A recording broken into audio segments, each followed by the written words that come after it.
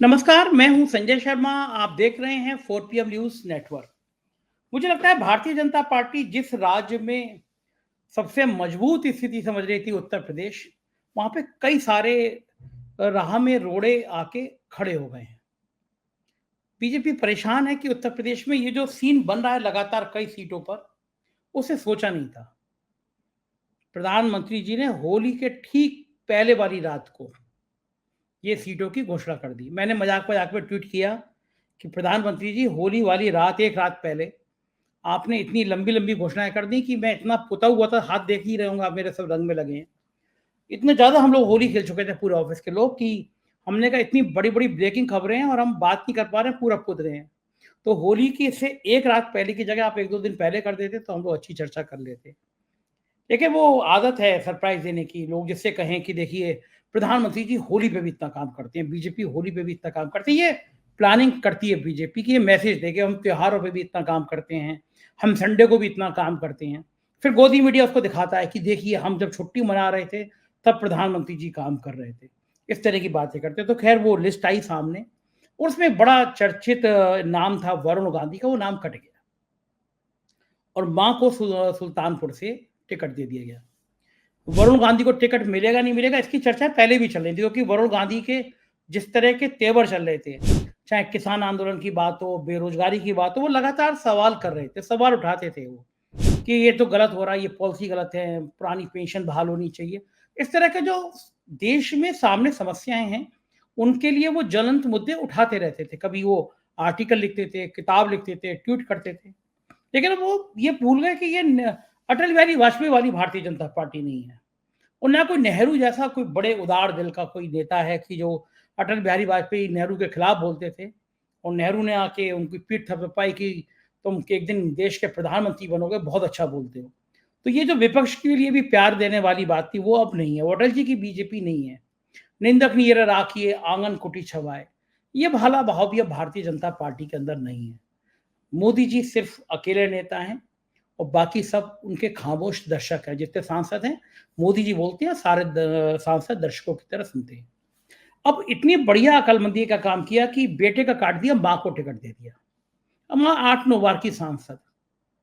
और ये मान लिया कि अब वही कहानी है ना कि अगर गाय को संभालना हो तो बछड़े को काबू में कर लो, या बछड़े को काबू में करना हो तो फिर माँ को संभालना शुरू कर दो।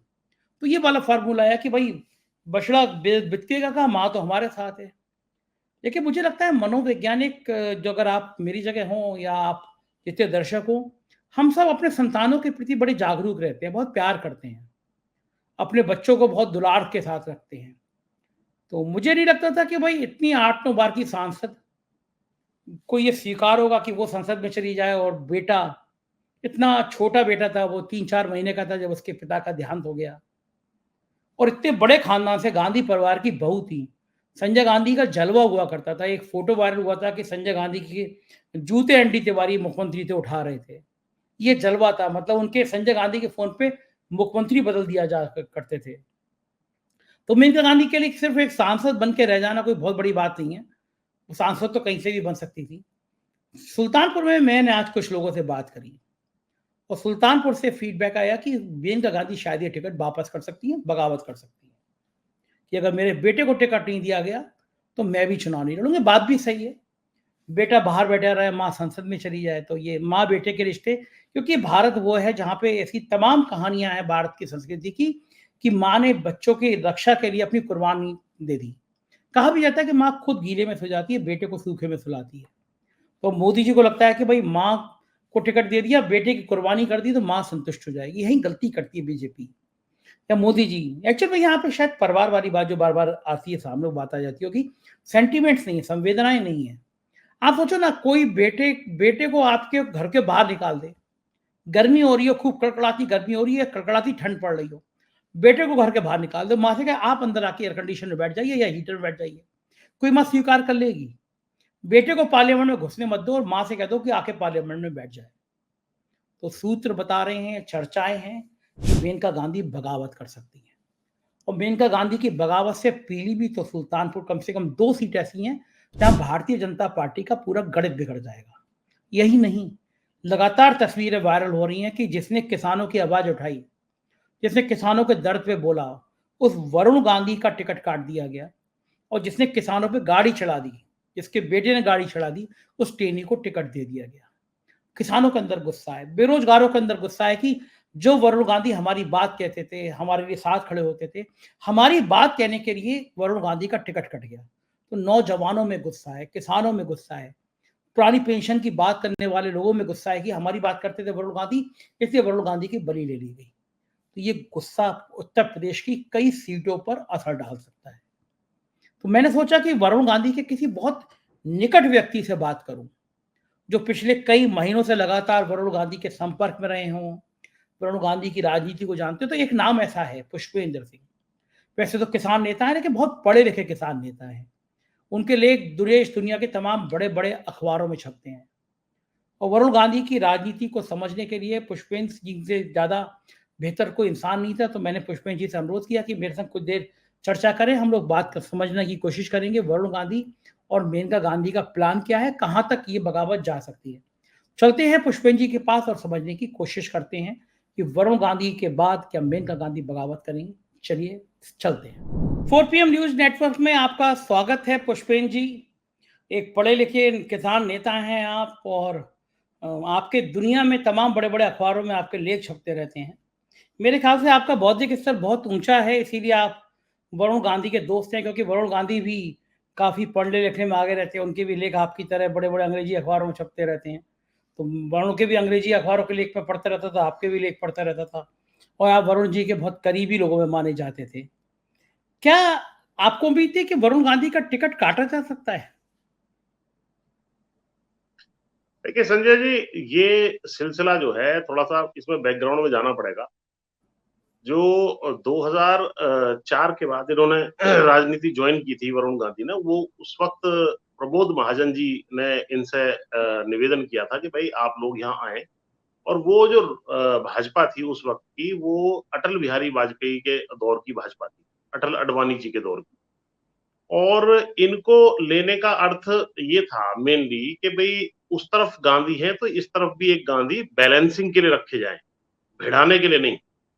लेकिन बाद में 2014 के बाद जब दौर बदला, तो जब मोदी और अमित शाह की भाजपा आई, तो उस वक़्त इन्होंने कोशिश ये की मोदी ने कि भई इनको हम उनसे भिड़ा करके रखें। यानी कि जो चाचा-ताऊ हैं, वो ये आपस में भिड़े रहें, एक दूसरे के खिलाफ बयान दें, एक दूसरे के खिलाफ हो सके तो चुनाव भी लड़ें। इस तरह की भूमिका में, एग्रेसिव भूमिका में ये लोग चाहते थे। लेकिन इन लोगों के अपने संस्कार हैं वरुण जी के और सारे परिवार के, जिसकी वजह से वो नहीं चाहते थे कि हम सीधे किसी से टकराव की भूमिका में रहें। हम लोगों की अपनी राजनीति है, हम उस राजनीति को करते रहेंगे। तो ये इस बैकग्राउंड से चलते-चलते अब इन्होंने एक स्टैंस लेना शुरू किया मोदी जी ने कि भई मैं कामदार हूँ और मैं नामदारों को पसंद नहीं करता। उसी का सीक्वेंस था कि ये धीरे-धीरे पहले कार्यकाल में तो इन्होंने इनकी माताजी को, मेनका गांधी जी को मंत्री बनाया, लेकिन दूसरे कार्यकाल में मंत्री तक नहीं बनाया और वरुण गांधी जी को, मेनका गांधी जी को तमाम जितने भी कार्यक्रम होते हैं, उनसे भी धीरे-धीरे दरकिनार कर दिया या स्टार प्रचारक नहीं बनाया। इस तरीके से इनकी राजनीति को धीरे-धीरे उसकी ताकत को खत्म करते चले गए, जबकि ये पेशेंस के साथ वहां टिके रहे और इन्होंने लगातार, चाहे वो किसानों के मुद्दे हों, महिलाओं के मुद्दे हों, बेरोजगार युवाओं के मुद्दे हों, इन मुद्दों को भी ये उठाते रहे। क्योंकि इनका मानना ये है वरुण जी का कि भई देखिए, मैं यदि चुना हुआ एक प्रतिनिधि हूँ जनता का और जनता के मुद्दों को उठाने के लिए मैं संसद में आया हूँ, तो यदि मुझे वहाँ किसी वजह से मौका नहीं मिलता है बोलने का, तो कम से कम मैं उन बातों पे ट्विटर के माध्यम से, लेख के माध्यम से और तमाम तरीके से जो है कम से कम बोलना तो जारी रखूं। बोलने का मेरा कर्तव्य है, इसीलिए मुझे चुना गया है। तो इस थ्योरी पर ये चलते रहे और इसका परिणाम ये रहा कि भई कहीं न कहीं जो अभी नेतृत्व है भाजपा का, जैसा आप जानते हैं, उनको नाफरमानी या ये कह लीजिए कि कोई प्रश्न पूछ ले या किसी मुद्दे को उठा दे, बिल्कुल भी बर्दाश्त नहीं होता। इस वजह से इनकी ताकत को सेकंड टर्म आते-आते जो है इन्होंने मंत्री भी नहीं बनाया, इनकी माताजी को, मेनका गांधी जी को, और उसके बाद धीरे-धीरे कोशिश तो सेकंड टर्म के में ही, मतलब 19 के बाद भी इनकी ऐसी थी कि भाई शायद टिकट इनका काट दिया जाए। लेकिन क्योंकि ये जिताऊ कैंडिडेट थे, क्योंकि मोदी जी को भय था कि कहीं ऐसे अच्छे कैंडिडेट्स को मैं हटा दूंगा तो और उसका विपरीत असर ना पड़े, तो इस वजह से उस टाइम इनको टिकट दे दिया गया, तो ये जीत करके आ गए। आज भी ये जिताऊ कैंडिडेट है, लेकिन मोदी जी को कहीं न कहीं ऐसा व्यक्ति या ऐसा नेता जो उभर सकता है, विरोध कर सकता है या सामने आके खड़ा हो सकता है, इस तरह के नेतृत्व से सख्त जो है नफ़रत है, और गांधी नाम से भी बहुत बड़ी नफ़रत है। तो इस वजह से इनको धीरे-धीरे इन्होंने किनारे जो है लगा दिया, और अंतिम चीज़ ये आई कि भई इनका अब फाइनली टिकट भी काट दिया। जी। अच्छा पुष्पन जी, मुझे बताइए, आप तो राजनीति को भी बहुत बारीकी से समझते हैं, बहुत एक्टिव रहते हैं किसानों के बीच में, पॉलिटिकल सिस्टम के बीच में। तो कभी आपने वरुण गांधी को ये समझाने की कोशिश नहीं करी कि मोदी जी के खिलाफ बोलने की हिम्मत गडकरी में नहीं है, राजनाथ सिंह में नहीं है, योगी आदित्यनाथ में नहीं है? तो तुम अगर ऐसे मुद्दे, ये सब लोग जो मैं नाम बता रहा हूँ, ये सब खून का घूंट पी के रह जाते हैं। कम अपमान हुआ गडकरी का, कम अपमान हुआ राजनाथ सिंह का, योगी आदित्यनाथ का, लेकिन कोई रिएक्ट नहीं किया, किसी नीति पर बोले नहीं वो। लेकिन अगर वरुण गांधी एक कदम आगे बढ़ के वो बेरोजगारों की बात कर रहे हैं, वो किसानों के आंदोलन में किसानों की बात कर रहे हैं, तो आपने कभी समझाने की कोशिश नहीं करी कि ये मोदी की भारतीय जनता पार्टी है, यहाँ पर ऐसी बातों का कोई मतलब नहीं है, कोई अर्थ नहीं है, कोई स्वीकार्यता है ही नहीं। मोदी जी के विरोध का मतलब या तो आप हमारे साथ हो या हमारे विरोधी हो। तो कभी आपने समझाने की कोशिश करी उनको, ये गाँव गाँव उल्टा पड़ जाएगा? नहीं संजय जी, देखिए मेरा स्वभाव भी जो है वास्तव में मुद्दे उठाने का है, और मैं तो ये चाहता था शुरू से कि ये एग्रेसिवली ही मुद्दे उठाएं, और मुद्दे इन्होंने एग्रेसिवली उठाए भी, और बहुत सारे मुद्दों पे हमने बैठ करके सलाह मशवरा भी आपस में किया, और उन मुद्दों को उसी रूप में आगे इन्होंने रखने का काम किया। और मुझे ये अंदेशा था कि ये कभी भी इनको बर्दाश्त नहीं करेंगे, इस नेतृत्व को, उभरते हुए नेतृत्व को, तो इसलिए जो है इनको कुछ ना कुछ ठोस कदम उठाने चाहिए, और वो इन्होंने नहीं उठाए समय समय से, ये मुझे अफ़सोस है। यदि समय से वो कदम उठा लेते, तो ये कहीं न कहीं और बड़ी अच्छी पोज़ीशन में आ जाते, और आज की तारीख में देखिए अमित शाह और मोदी कोई बहुत ज़्यादा जो है बहादुर किस्म के व्यक्ति नहीं है। इनकी साइकोलॉजी समझिए। अगर इनके सामने व्यक्ति खड़ा हो जाता है, जैसे किसान यहाँ आकर के डेरा जमा के बैठ गए थे, तो ये विथड्रॉ कर जाते हैं। तो इस तरीके से यदि मजबूती से खड़े होते, तो इनकी ताकत भी बढ़ती, और कहीं न कहीं ये डरते कि इनका टिकट काट देंगे तो ये और 10-20 सीटों पे तुम्हें नुकसान पहुँचा सकते हैं। लेकिन इन्होंने क्या है कि उस सलाह पे कहीं न कहीं ये थोड़ा-सा किन्हीं न कारणों से एक कॉम्प्रोमाइज़, या समझ लीजिए, या थोड़ा-सा हल्का हाथ रखना समझ लीजिए, या इन्हें आशा रही होगी, कहीं न कहीं पे आगे जाकर के मेरा करियर है या मंत्री पद है या कुछ ना कुछ है। अदरवाइज़ मुद्दे इन्होंने खूब उठाए, इसमें कोई शक की बात नहीं है। लेकिन इसको यदि ये और एग्रेसिवली उठा देते, तो और भी बहुत बड़ी चीज़ें बन सकती थी। जैसे कि किसान आंदोलन है, किसान आंदोलन जब यहाँ 13 महीना का चल रहा था, तो मेरा तो सुझाव था कि आज आप इस्तीफा दे दीजिए, आप बाहर आइए। आप जो है अपना एक नया रास्ता देखिए, पूरा देश आपकी तरफ देखेगा। तो हम तो उस तरह के क्रांतिकारी और भगत सिंह के फॉलोअर हैं। तो उसी का दुष्परिणाम ये रहा कि आज इनकी ताकत को धीरे-धीरे ये घटाते चले गए, और लास्ट में इनका टिकट काट दिया। बिल्कुल जब नॉमिनेशन का के आखिरी चंद दिन बच रहे हैं, उस वक़्त इनका टिकट काटने का काम जो है, इन्होंने कर दिया है। जी। अच्छा बताइए पुष्पिन जी, क्या स्टेज ऐसी आई थी महीने 2 महीने पहले जो चर्चा चल रही है कि वरुण गांधी इस्तीफा देने वाले थे? ये खबर सही है? जी, बिल्कुल, ये भी बात बिल्कुल ठीक है, क्योंकि अब सारी बात खत्म हो चुकी है, तो अब कोई ऐसी बात है नहीं। निश्चित रूप से इनके मन में काफ़ी दिनों पहले से और बीच-बीच में विचार चलता रहा कि हमें इस्तीफा दे देना चाहिए। जैसा मैंने बताया, किसान आंदोलन के दौरान भी ये विचार आया था। उसके बाद हो सकता है, क्योंकि और लोगों से भी जैसे संपर्क होता है, भाजपा के लोग भी हैं या समझाने वाले लोग भी हैं, तो उन्होंने कहीं न कहीं कहा होगा कि नहीं भाई, आप इस तरीके से इस्तीफा देंगे तो उचित नहीं रहेगा।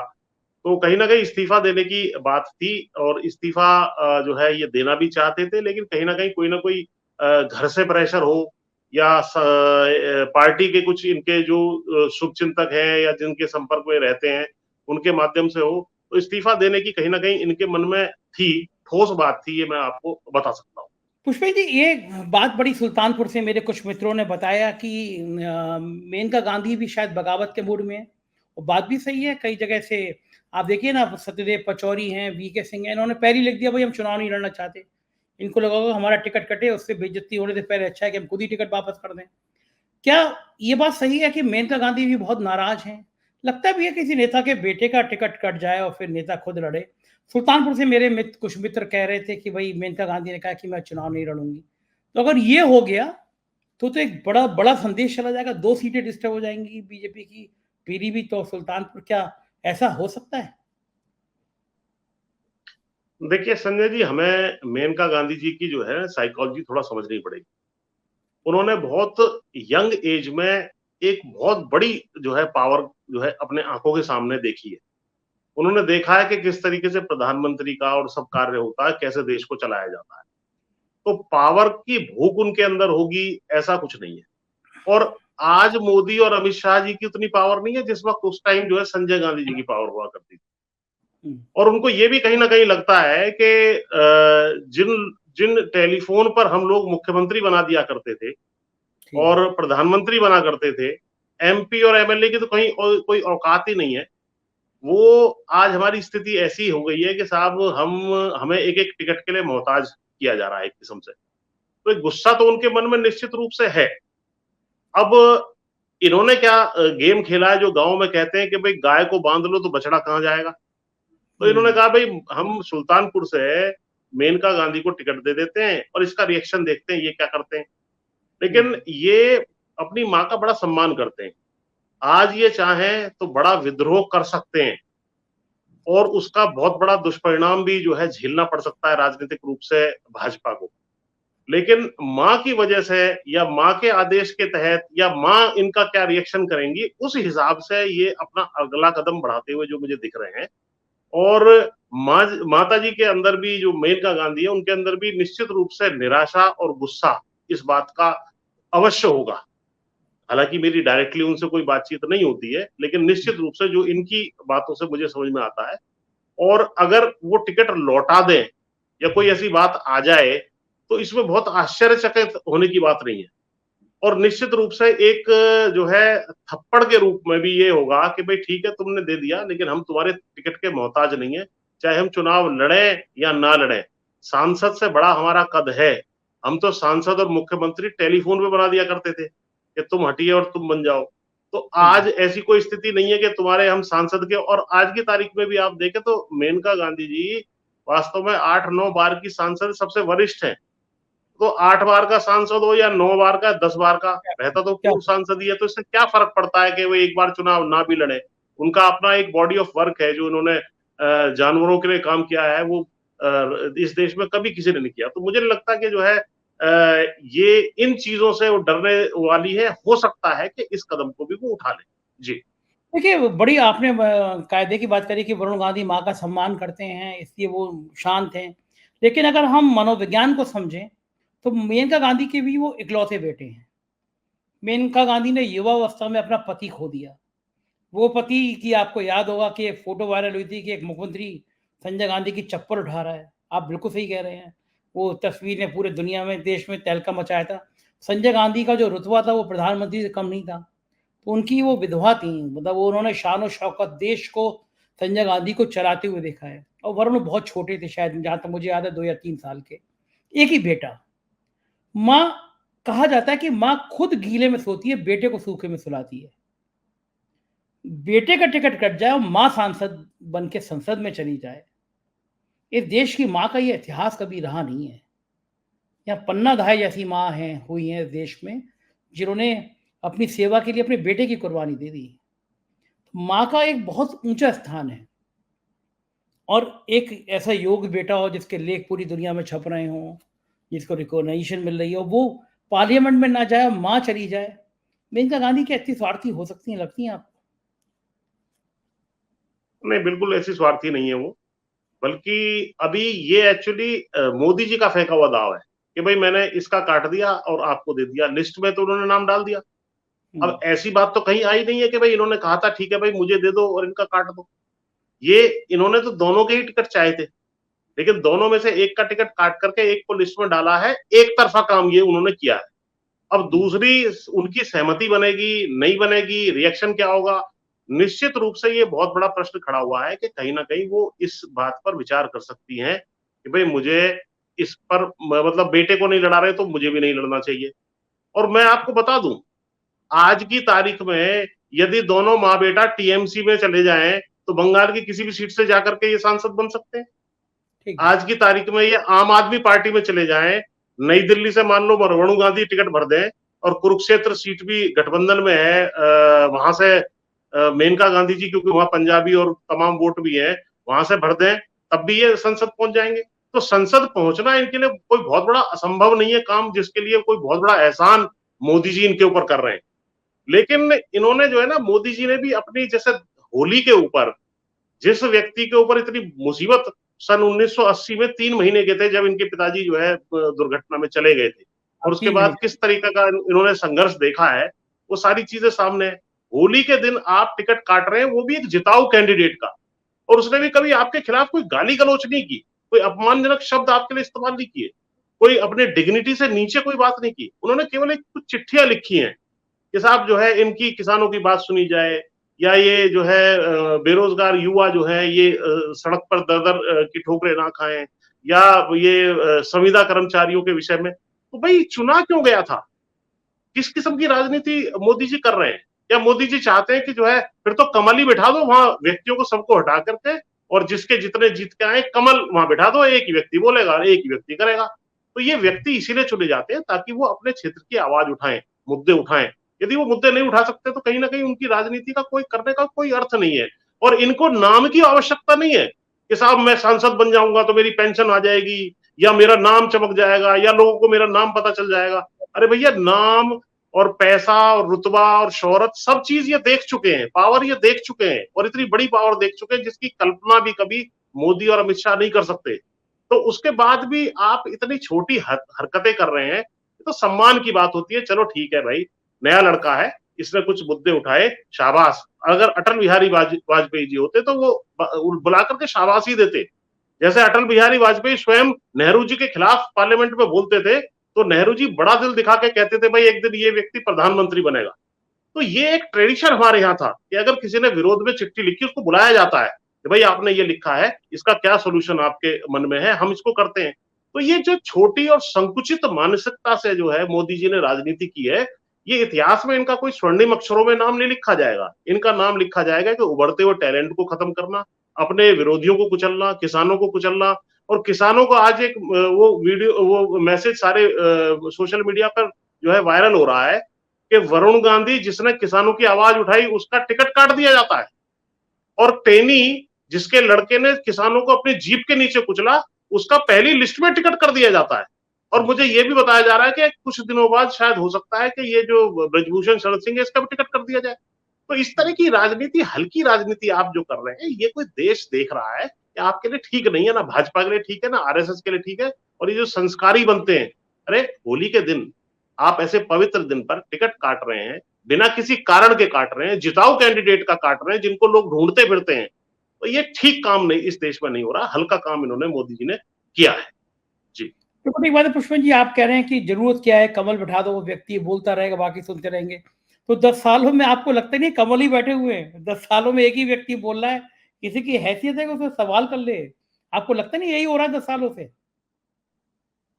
बिल्कुल, आपने वही ठीक कहा कि लोग केवल अपनी सत्ता को बचाने के लिए, अपनी कुर्सी को बचाने के लिए, मंत्री पद के लालच में कि हमारा टिकट अगली बार ना कट जाए, इसलिए बोल नहीं रहे।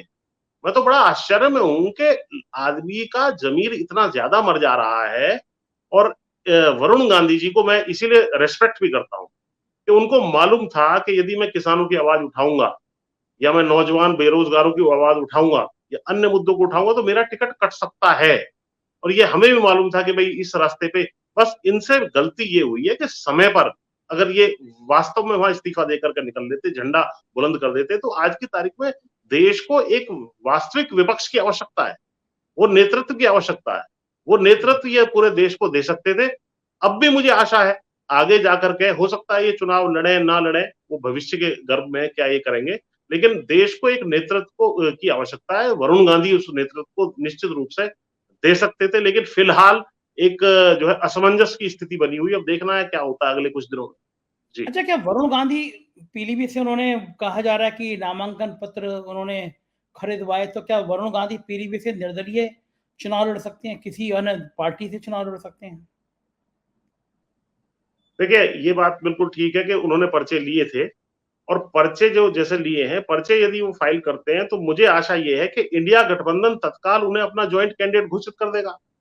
भाई आप साइकिल के चुनाव पे ना लड़ाएं या कांग्रेस कहे कि साहब कांग्रेस के पास तो वो खैर सीट है नहीं, या कांग्रेस किसी और सीट से भी यदि ना भी लड़ाना चाहे, हालांकि मुझे ये भी आशा है एक कि कहीं ना कहीं खून खून को पुकारेगा। और राहुल गांधी जो कहते हैं मैं मोहब्बत की दुकान जो है नफरत के बाजार में खोल के बैठा हुआ हूं, तो उनको आज इनको जो है उसी तरह गोदी में उठा लेना चाहिए जिस प्रकार का एक फोटो वायरल है आज पूरे उसमें उसमें प्रियंका गांधी भी खड़ी हुई हैं और ये धोती कुर्ता पहने हुए छोटे से बच्चे हैं और इनको गोदी में और ये भी छोटे बालक ही हैं, राहुल गांधी उन्होंने उठाया हुआ है। अरे भाई राहुल गांधी जी, आज वो फिर मौका आ गया है कि आप अपने छोटे भाई को इसी तरह गोदी में उठा लें, परिवार को जो है एक कर लें, और यदि ये तीनों लोग एक हो जाते हैं तो इनके छक्कड़े छूट जाएंगे। और जिस मकसद से आप लड़ रहे हैं, जिस जिस दो देश के ऊपर जो लोकतंत्र पर प्रहार किया जा रहा है, उसके लिए जरूरत है कि आज ये तीनों गांधी, दोनों गांधी परिवार एक साथ आ जाएं, तीनों ये फोर फ्रंट पर आकर के जबरदस्त लड़ाई लड़े, फिर देखिए क्या स्थिति इस देश में बनती है और जो है एक नया सूरज कहीं ना कहीं उदय हो सकता है।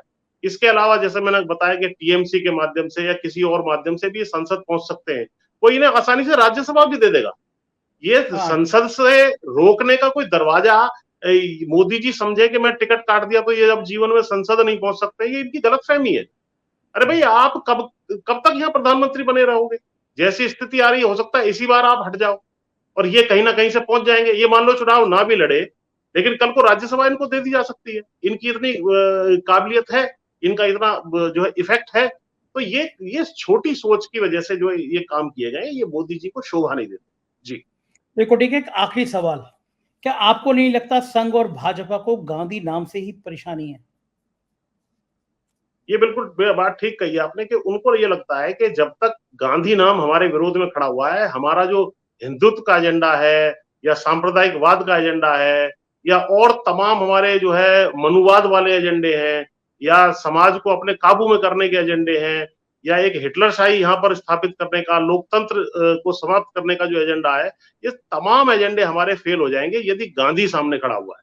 आज आप देखें और सारे नेताओं को पिघला के देखें तो सबसे ज्यादा लोहा जो निकलेगा मुझे लग रहा है राहुल गांधी के अंदर निकलेगा।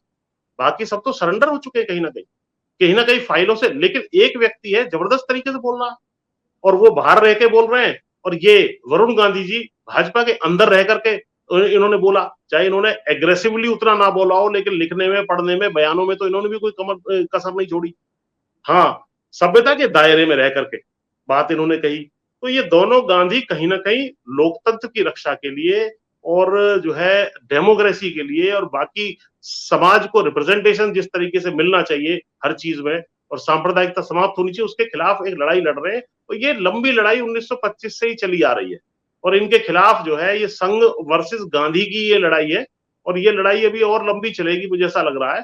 लेकिन अंत में जो विजय होगी वो सांप्रदायिक मूल्यों की होगी, उनको रिप्रेजेंट कर रहे जो गांधी है उन्हीं की होगी। जी बहुत बहुत शुक्रिया पुष्पेन जी, आपने इतना समय दिया, आभार।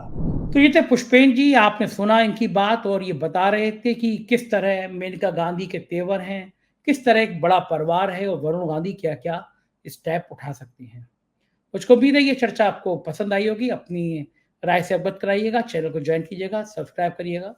बहुत बहुत शुक्रिया, थैंक यू।